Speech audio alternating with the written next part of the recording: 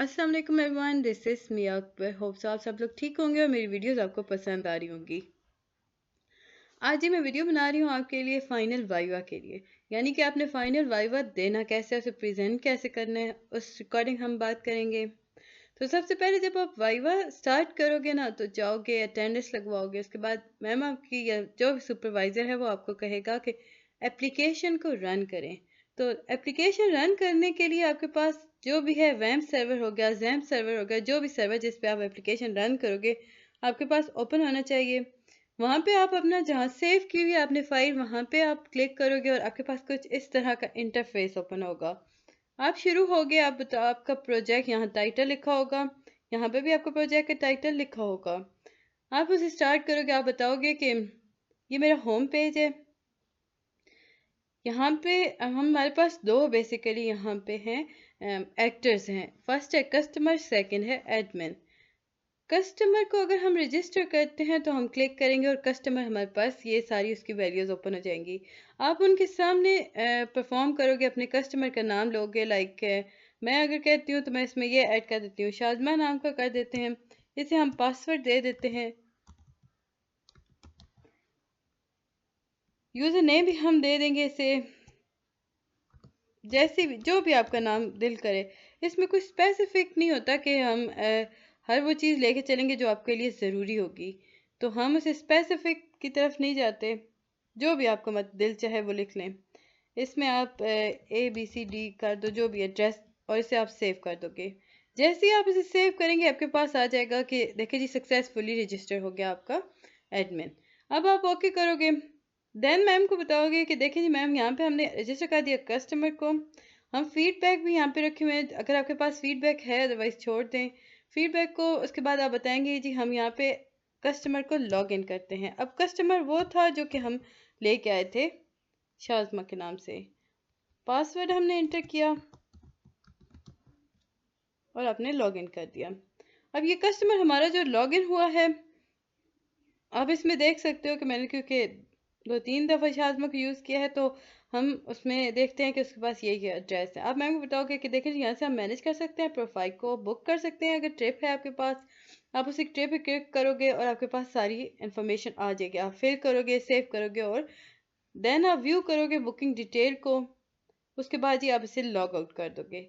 Log out करने के बाद आप एडमिन को करोगे लॉग इन। अब जब एडमिन को आपने लॉग इन किया तो आपने एडमिन का पासवर्ड इंटर किया। पासवर्ड करने के बाद हम देखते हैं कि एडमिन क्या क्या काम कर सकता है। एडमिन यहाँ पे मैनेज कर सकता है, मैनेज ड्राइवर कर सकता है, मैनेज व्हीकल कर सकता है। यानी कि ड्राइवर वो सारी आप प्रेजेंटेशन अभी दे रहे हो, लाइक इस तरह आप प्रेजेंटेशन दोगे, आपके पास जो जो चीज़ हैं वो सारी डिस्कस करेंगे। देन आप लॉग आउट कर दोगे। अब यहाँ तक तो आपने कर लिया। मैम आपको कहती हैं जी क्यूरी, आप अपनी फाइल कोड फाइल खोलें।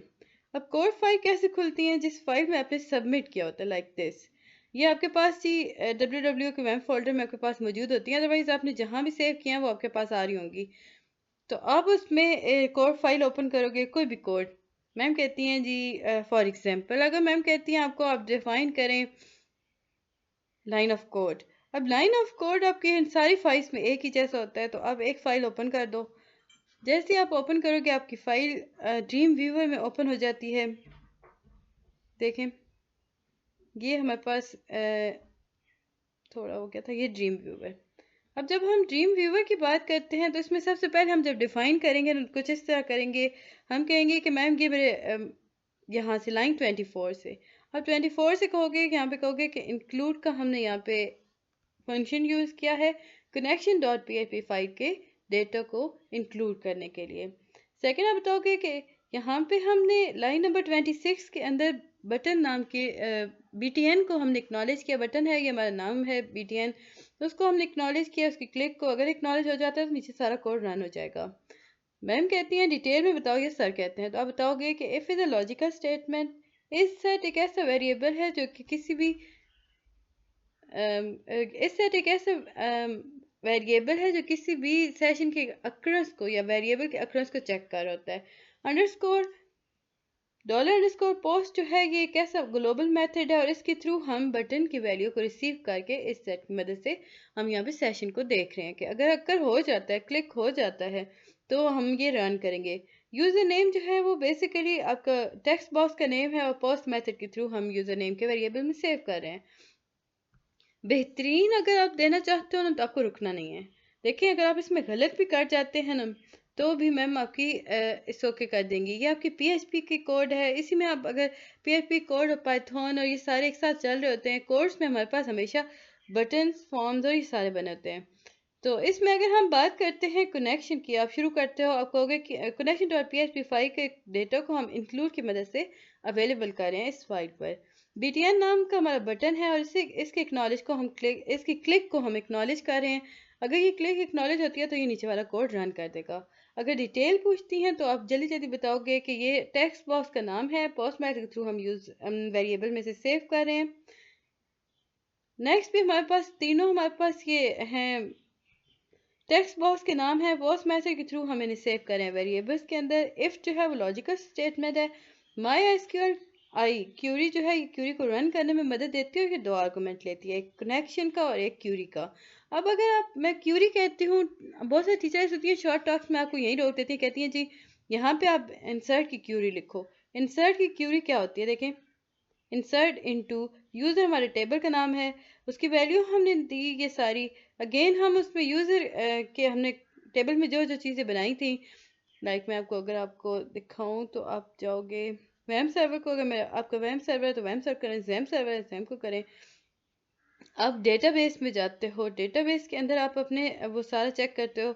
जब तक ये हो रहा है हम उस वक्त तक इसे डिस्कस कर लेते हैं क्योंकि ये टाइम लेगा। इंसर्ट को हम करेंगे यूज़र के साथ, यानी टेबल का नेम और वैल्यू। ख़त्म, बात यहाँ पे आ गई। अब जी हमने यहाँ PHP का कोड ख़त्म कर दिया। ये हमने यहाँ पे जी स्क्रिप्ट लगाया है, यानी अलर्ट लगा हुआ है हमारा जावा स्क्रिप्ट का। एज हमने यूज़ किया लॉजिकल स्टेटमेंट था। अगेन अगर सक्सेसफुली ये क्लिक एक्नॉलेज होता है तो वो हमारे पास पॉपअप में मैसेज आ जाएगा कि ये सक्सेसफुली रजिस्टर हो गया है। सेकेंड वो कहेगा कि अगर स्क्रिप्ट में क्लिक करो, अगर आपका गलत हुआ है, यानी हमने दूसरा इसमें अलर्ट लगाया है, तो अगर आपने गलत इन्फॉर्मेशन दी है तो वो कहेगा कि देखिए जी अपनी ईमेल आईडी को जाके चेक करें। नेक्स्ट लाइन 50 के ऊपर हम इंक्लूड कर रहे हैं gennev.php को, यानी उसके कोड को। ये हमने यहाँ पे फॉर्म बनाया है, फॉर्म के अंदर हमने रखे हैं टेबल, मतलब कॉलम्स और वो सारा कुछ इसमें मौजूद है, बटन्स हैं आपके, उन्हें हमने ड्रॉ किया। और ये था जी आपका सिंपल सा आसान सा एक बहुत बेहतरीन से line of code. Line of code आप जितने ही कॉन्फिडेंस देंगे ना उतने ही आपके लिए बेहतर होगा, अच्छा हो जाएगा। इसमें कोई रॉकेट साइंस नहीं चल रही होती। नेक्स्ट आपको मैम कहती हैं ओके फाइन, टास्क हो गया, जैसे कि मैम कहती हैं जी यहीं पर आप या इस पेज पे कहीं भी लिखते हैं क्यूरी, आपको कहती हैं कि इंसर्ट की क्यूरी लिखें, तो आप इंसर्ट की कैसे लिखोगे, आप लिखोगे इंसर्ट इनटू टेबल नेम। अब टेबल नेम के बाद आप अपने टेबल की वैल्यू दोगे, जो भी वैल्यूज़ होंगी, यानी कि आपने जिस जिस नेम से टेबल बनाया हुआ है, फॉर एग्जांपल ABC आप कर दो, पैकेज बंद करोगे, फिर आप उसे कहोगे कि इसमें इसकी वैल्यू भी ऐड कर दो, क्योंकि ये हमारे पास क्यूरी है। इस चीज़ को जो मैं अभी लिख रही हूँ ना, क्यूरी के हम अंदर वैल्यू लिखेंगे, इस सारी चीज़ को हम कहते हैं query. Insert into table name and value और ख़त्म, ये हमारी क्यूरी होती है। ऐसे हम क्यूरीज लिखते हैं। बेसिकली आजकल इंसर्ट और उसकी लिखवा रही होती हैं अपडेट की, अपडेट फ्रॉम टेबल नेम और अगेन वैल्यू। ओके, इस तरह हमारे पास सेलेक्ट की क्यूरी होती है, like select static from table name. इस तरह आप क्यूरीज लिखते हो। ये क्यूरीज आपको मैम मर्जी है आपको यहाँ पे लिखवाएं या वो नोट पैड पे भी लिखवा सकती हैं, जिधर आपका दिल चाहे आप लिख सकते हो, मतलब मैम का दिल चाहे या सर का। तो इस तरह जी ये क्यूरीज होती हैं। नेक्स्ट स्टेप पे मैम आपसे कहती हैं जी अब अपनी प्रेजेंटेशन दें, फाइनल प्रेजेंटेशन। तो आप कैसे दोगे, सबसे पहले अपनी पीपीटीज को ओपन करोगे, आप बताओगे, आप स्टार्ट करोगे बिस्मिल्लाहिर्रहमानिर्रहीम। पीपीटीज के अंदर ये बोलना बहुत ज़रूरी हो जाता है, बिकॉज आप जब कर रहे होते हो ना, क्योंकि मैं यहाँ पे आपके लिए इनलार्ज कर देती हूँ ताकि आपके लिए वो आसान रहे। देखें यहाँ पे हम पीपीटीज को कर रहे हैं, आप कहोगे कि बिस्मिल्लाहिर्रहमानिर्रहीम। अपने प्रोजेक्ट की आउटलाइन दें, जो भी आपकी आउटलाइन है। फिर आप अपना नेम दें, VUID दें, ग्रुप मेंबर दें, अपना इंट्रोडक्शन दें प्रोजेक्ट का, यानी प्रोजेक्ट किस बेस पे बनाया गया है। इसके बाद ये आप इसमें बताएंगे कि हमारा प्रोसेस, हमने जो इसमें मॉडल यूज़ किया है वो कौन सा है। फिर देन हमें पता चलेगा कि आप नेक्स्ट स्लाइड में शो करोगे VU प्रोसेस मॉडल हमने इसमें शो किया है। इसमें हमने VU प्रोसेस मॉडल डायग्राम इस स्लाइड पे हमारे पास है। इसमें ये यूज़ केस डायग्राम है। ये आप कीजिए, आपके पास ये रूल्स हैं जिसके अकॉर्डिंग, यानी फंक्शनल रूल्स हैं। आर्किटेक्चर डायग्राम है, यहाँ पे टीम स्ट्रक्चर है। ये आपकी सीक्वेंस डायग्राम है, क्लास डायग्राम है, एंटिटी रिलेशनशिप डायग्राम होती है, डेटाबेस डायग्राम है, टूल्स हैं एंड थैंक्स। अब जब आप थैंक्स बोल दोगे ना, उसके बाद मैम से कहोगे कि एनी क्वेश्चन मैम, तो मैम आपकी बताएंगी कि ओके फाइन। अब आप ओपन करें अपनी, रुकिए मैं इसे बैक कर लूँ।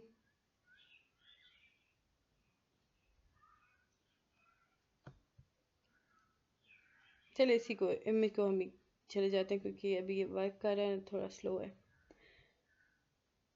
हम डायग्राम्स की तरफ आते हैं। प्रोसेस मॉडल कौन सा आपने यूज़ किया, क्वेश्चन आता है, ज़्यादातर आपका यही क्वेश्चन चल रहा होता है। आप बताओगे कि VU ने हमें प्रोवाइड किया था VU प्रोसेस मॉडल, जो कि कम्बिनेशन है वाटरफॉल और सिक्वेंशियल प्रोसेस का। वाटरफॉल सिक्वेंशियल प्रोसेस क्या है? वाटरफॉल के अंदर हम स्टेज वाइज मूव करते हैं, यानी कि अगर एक टास्क कंप्लीट किया तो ही हम फर्दर मूव करेंगे सेकंड टास्क की तरफ। On the other hand sequential जो होता है वो क्या करता है, स्पाइरल जो मॉडल होता है वो क्या करता है, स्पाइरल मॉडल जो होता है वो एक साथ दो तीन टास्क कर रहा होता है। तो आप कहोगे कि वाटरफॉल में अब अगर चेंज करना है तो अब चेंज वाटरफॉल में मुमकिन नहीं है, हम वापस रिक्वायरमेंट एनालिसिस में आगे से चेंज नहीं कर सकते। तो इसलिए हमें चाहिए कि हम स्पाइरल मॉडल यूज़ करते हैं। स्पाइरल हमें एट अ टाइम दो वर्क एक साथ कराता है, यानी कि हम कहेंगे कि मैम ये जो स्पाइरल मॉडल है ये दो task at the same time करेगा, यानी सिमिल्टेनियसली कर होगा। अगर हमें चेंजेस करनी है, मॉडिफिकेशन करनी है, वो एक साथ हम कर रहे होंगे। सो इसलिए हमने वाटरफॉल स्पाइरल मॉडल को यूज़ किया। देन आपके पास ही वो use case diagram. Use case diagram को हम काफ़ी डिटेल में डिस्कस करेंगे। देखें, ये जो डमी खड़े हैं ना हमारे पास, इन्हें हम कहते हैं एक्टर। ये जो ओवल है ना, ओवल्स को हम कहते हैं कि वो टास्क हैं, वो यूजिबिलिटी हैं जो इस एक्टर ने परफॉर्म करने हैं। याद रखिएगा, ये वो टास्क है, ये वो यूजिबिलिटी है जो इस एक्टर ने परफॉर्म करनी है। और ये जो यहाँ पे हमारे पास ये जो डब्बा सा बना हुआ है ना, इसे हम कहते हैं सिस्टम की बाउंड्री लाइन। यानी कि ये जो है ये सिस्टम की बाउंड्री लाइन है, और जितने भी टास्क परफॉर्म होंगे वो एक्टर जो होंगे वो इस बाउंड्री लाइन के अंदर रहते हुए करेंगे। यहाँ पे हम इंक्लूड का फंक्शन यूज करते हैं, और एक होता है एक्सक्लूड का। आपके पास में भी एक्सक्लूड हो, तो जो एक्सक्लूड होता है वो बेसिकली नॉट नेसेसरी होता है, यानी वो काम जो आप ऑप्शनल करते हो। एडमिन ने लॉग इन किया ना, अब उसकी मर्जी है कि वो करे, व्यू ड्राइवर करे, नहीं दिल तो ना करे। इंक्लूड होता है नेसेसरी, यानी कि उससे हर वो काम लाजमी करोगे, यानी लॉग इन करना एडमिन के लिए बहुत ज़रूरी होगा। अब लॉग इन करना क्या हो गया, वो इंक्लूड हो गया, यानी कि वो नेसेसरी हो गया। इसके बाद यूज़ केस डायग्राम में और कोई क्वेश्चन नहीं बनते। सेकंड आपके पास ये फंक्शनल रिक्वायरमेंट आ रही होती हैं, इसमें भी आपकी आर्किटेक्चर डिज़ाइन।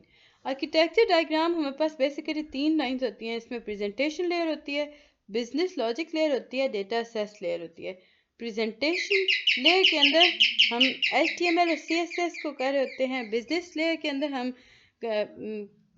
PHP का कोड लिख रहे होते हैं, और डेटा असेस लेयर या डेटाबेस के अंदर हम MySQL को यूज़ कर रहे होते हैं, यानी अपने डेटाबेस को लेके चल रहे होते हैं। नेक्स्ट आपके पास आता है सीक्वेंस डायग्राम। अब सीक्वेंस डायग्राम में आप देख लीजिएगा, ये जो आपके पास सिंपल लिखे हुए है ना, ये ऊपर ये जो क्लास नेम है, नीचे आपके पास ऑब्जेक्ट्स नेम है। अगर आपके पास कॉलन यूज हो रहा है ना, तो वो आपका ऑब्जेक्ट नेम नहीं होगा, वो आपका क्लास नेम होगा। अगर विदाउट कॉलन वर्क हो रहा है तो वो आपके ऑब्जेक्ट्स के नेम होंगे। ये जो लाइन लेफ्ट से राइट की तरफ जा रही होती है ना, इसे हम कहते हैं रिक्वेस्ट लाइन। और जो लेफ्ट से राइट की तरफ ये जा रही थी और राइट से लेफ्ट की तरफ आ रही थी, यानी डॉटेड लाइन, इसे हम कहते हैं रिस्पॉन्स लाइन। और ये जो ब्लॉक है हमारे पास, दैट इसका एक्टिवेशन ब्लॉक या एक्टिवेशन बॉक्स कहते हैं हम इसे। ये जो मैसेज देखिए कर्व ले रहा है ना, इसे हम कहते हैं सेल्फ मैसेज। ऊपर से नीचे आने वाली हर लाइन को हम कहेंगे कि लाइफ लाइन है।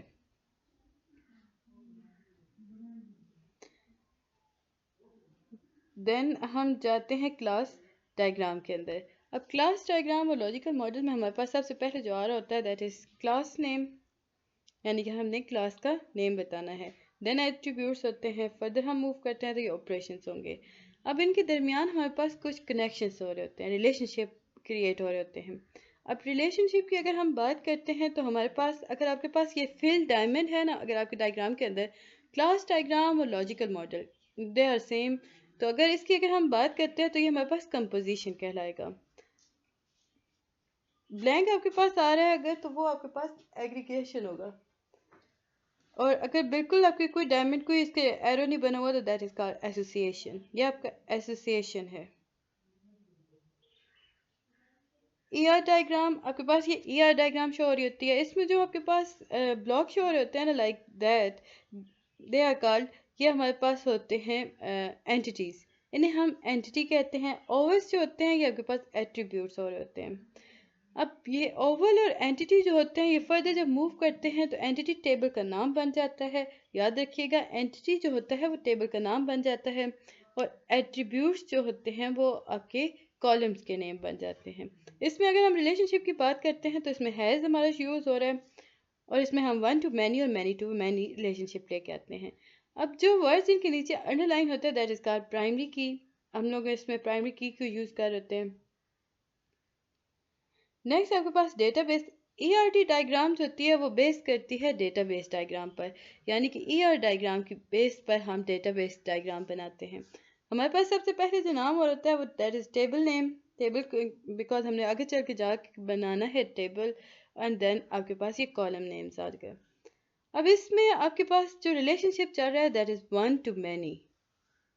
देखेंगे यहाँ पर अगर डबल लाइन्स चल रही हैं तो ये वन को इंडिकेट करती हैं, यहाँ पे हमारे पास ट्रिपल लाइन है तो ये हमें मैनी को इंडिकेशन दे रही होंगी।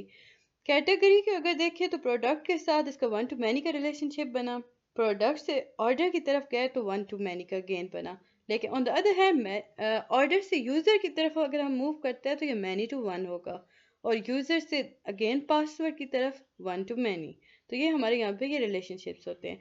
सिंपल इन दिस क्या, अगर हम कहें कि हमारे इस डेटाबेस डायग्राम के अंदर वन टू मैनी का रिलेशनशिप चला है। रिलेशनशिप बेसिकली तीन तरह के होते हैं, like many to many, one to many, one to one. अब इसमें जो हमने टूल्स यूज़ किए हैं सारे पीएचपी को पीपीटी को बनाने के लिए, दैट इज कॉल्ड पीएचपी। अगर आपके पास पाइथन है आप पाइथन बोलोगे, आपके पास आपने सीएसएस में किया तो सीएसएस कर दोगे, तो ये सारा वर्क कर होता है। पीएचपी में हम क्या करते हैं, कैलकुलेशन कर रहे हैं डेटाबेस कनेक्शन को लेकर। एचटीएमएल और सीएसएस इसमें हम बूटस्ट्रैप को यूज़ कर रहे हैं, यानी आपकी जो आ रही होती हैं, लाइक ये आपकी जो शो हो रही होती है ना डायग्राम्स, वो बनी हुई पूरी प्रोजेक्ट के ऊपर, वो हम सीएसएस के थ्रू कर रहे हैं एचटीएमएल के अंदर। वेब सर्वर जो होता है, वेब सर्वर ये आपके कोड को रन करने में हेल्प करता है। माइक्रोसॉफ्ट वर्ड जो होता है वो डॉक्यूमेंटेशन को लेकर चल रहा होता है, और माइक्रोसॉफ्ट पावर पॉइंट जो होते हैं वो स्लाइड्स होते हैं। तो ये था जी, मुझे उम्मीद है कि आपको समझ आया होगा। मिलते हैं जी फिर, तब तक के लिए अल्लाह हाफिज़।